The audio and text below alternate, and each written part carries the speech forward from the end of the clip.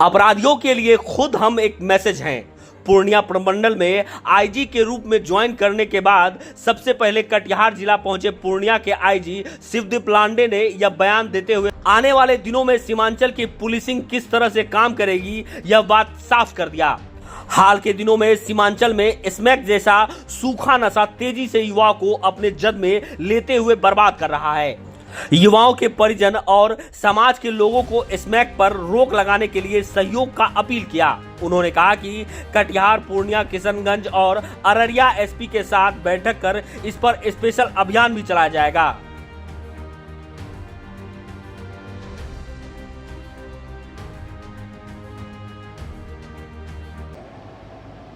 नहीं, ये जो है ड्रग्स का जो शुरुआत होती है ये डायरेक्टली अभी तो स्मैक के ऊपर जो है स्मैक्स ले रहे हैं। स्मैक जो है हीरोइन का एक सबसे लोएस्ट क्वालिटी का ये होता है, जो पेपर वगैरह आता है उससे कंजम्पशन होता है। तो हर ड्रग की एक शुरुआत जो होती है वो स्मोकिंग से होती है, मैंने देखा है।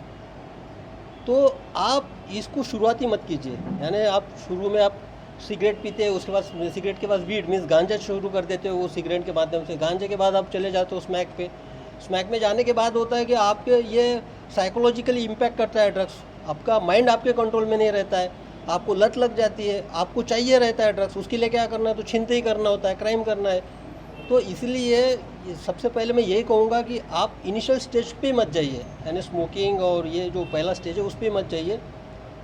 और अभिभावक का मैं फिर से बता रहा हूँ, समाज का और अभिभावक का बहुत बड़ा दायित्व है इसमें, क्योंकि ये इट्स टू वे प्रोसेस। हम तो रिस्पॉन्सिबल एजेंसीज तो हमारा काम करेंगे।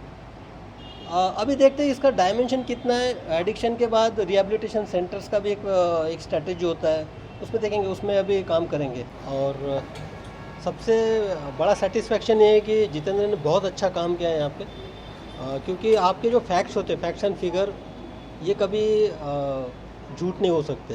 तो जो फिगर देखे, फॉर एग्जांपल के तौर पे बताऊंगा कि जनरली ये आने से पहले यहाँ पे 80+, 85+, और 2020 में तो 90 हत्याएँ हुई थी। तो वो जो हत्याओं की संख्या है वो 60 के आसपास सिमटी है। तो 30 हत्याओं का जो एक कारण मैंने उससे पूछा, तो ये वो कारण भी रीज़नेबल लगा है कि जो लैंड डिस्प्यूट से रिलेटेड हत्या होती थी, इसका मतलब है कि थाना में लैंड से रिलेटेड इश्यूज़ को सुना जा रहा है। तो ये काफ़ी एक अच्छा साइन था कि हत्याओं की संख्या में कमी।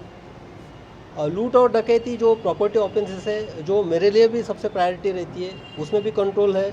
No one can do drugs without your consent. Means ये जो ऐसा क्राइम है, फॉर एग्जांपल अगर प्रॉपर्टी ऑफेंस है, आपको पिस्तौल सटाएगा, चाकू दिखाएगा और आपसे छीनते ही करेगा, ये फोर्सफुल वाला क्राइम है, इसको तो रजिस्टर किया जा सकता है। लेकिन ड्रग्स का कंजम्पशन एक ऐसा क्राइम है जिसमें आपको फोर्सफुली ऐसा बंदूक लगाएगा या चाकू लगाएगा, आप कोई बोल नहीं सकता कि आप ड्रग्स लो, ये लो। तो इनिशिएट होता है जो विक्टिम है उसमें, या तो जो एक्यूज़ बनता है बाद में क्राइम में, उसी के थ्रू। तो इसके लिए ये दोनों डायमेंशंस इंपॉर्टेंट है। हमारे एनफोर्समेंट एजेंसीज का डायमेंशन तो है ही, उसके साथ साथ समाज का और जो अभिभावक है बच्चों के, उनका भी बहुत बड़ा रोल इसमें आता है। इसमें एक पूरे सीमांचल के लिए एक बहुत बड़ी एक स्ट्रैटेजी बनाने की ज़रूरत है, वो एक ड्राइव चलाने की ज़रूरत है। कुछ कंजम्पशन केसेस का जो एक होता है वो एक यहाँ पे SOP बना के इम्प्लीमेंट करने की आवश्यकता है। फॉर एग्जांपल, यानी जो कंजम्पशन के केसेस होते हैं, मुंबई का एग्जांपल बताता हूँ, वहाँ महीने के 1000 केसेस होते थे कंजम्पशन के, और साल के करीबन 11,000 से 12,000। तो कंजम्पशन के केसेस का एक ड्राइव यहाँ पे चलाना पड़ेगा। NDPS एक्ट में उस तरह के प्रावधान भी है।